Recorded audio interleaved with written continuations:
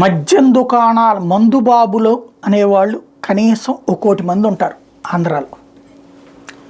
తాగడం చేతకానటువంటి వాడిని చేతకానుడి కింద చూస్తున్నటువంటి రోజులు.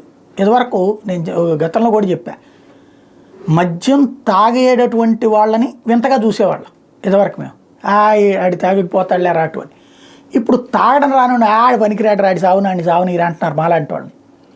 ఇదో పెద్ద సమస్య అయిపోయిందనమాట.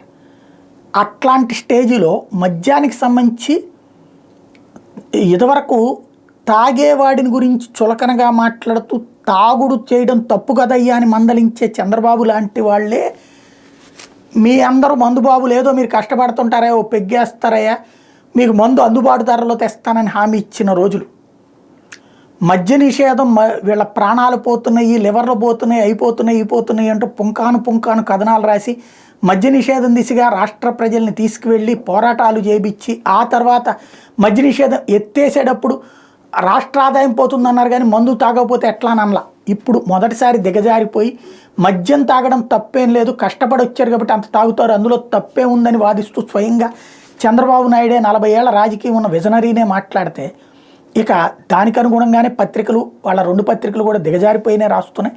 అది పక్కన పెడితే ఇప్పుడు మందుబాబులనే ఒక ఓట్ బ్యాంక్ కింద సృష్టించుకుని ఏ పేదలైతే జగన్కి పెట్టుబడిదారులు, ఓట్ల పెట్టుబడిదారులు, ఏ పేదలైతే ప్రభుత్వ సంక్షేమ పథకాలు అందుకోవడం వల్ల జగన్కి ఓట్లేస్తారనుకుంటున్నారు, ఏ ఎస్సీ ఎస్టీ మైనారిటీ వర్గాలతో పాటుగా ఈ ఓసీల్లో ఉన్నటువంటి పేదలు ప్రభుత్వ పథకాలు పొందారో ఆ పేదలకి ఉన్నటువంటి, ఆ పేదల్లో ఉన్న మగవాళ్లకు ఉన్న మందు అలవాటునే అస్త్రంగా చేసుకుని ఇప్పుడు జగన్ మీద వదలబోతున్నారు.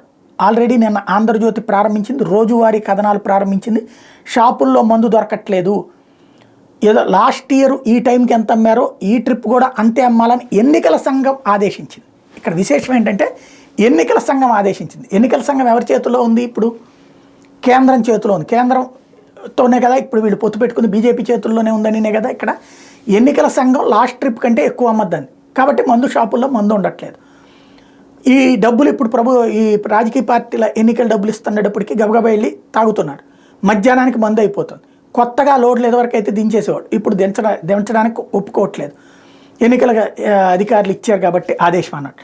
దాంతో వాళ్ళని రెచ్చగొట్టి జగన్ వల్లనే ఇదంతా అని చెప్పేటటువంటి ప్రయత్నం ప్రారంభించారు. తద్వారా మందు తాగే వాళ్ళకి డబ్బులు రేట్లు పెంచాడని, కావలసిన బ్రాండ్లు లేవని జగన్కి వ్యతిరేకంగా ఓటేసే విధంగా మౌల్డ్ చేయడంతో పాటుగా ఇప్పుడు మీకు మందు కూడా అందుబాటులోకి తీసుకురావట్లేదు. కాబట్టి చంద్రబాబు వస్తే మంచి మందు, నాణ్యమైన మందు, తక్కువ రేటుకి మందు, ఎంత కావాలంటే అంతమంది మీకు అందుబాటులో తీసుకొస్తాడనేటువంటి కోణాన్ని తీసుకువెళ్ళేటటువంటి ప్రయత్నం ప్రారంభించారు.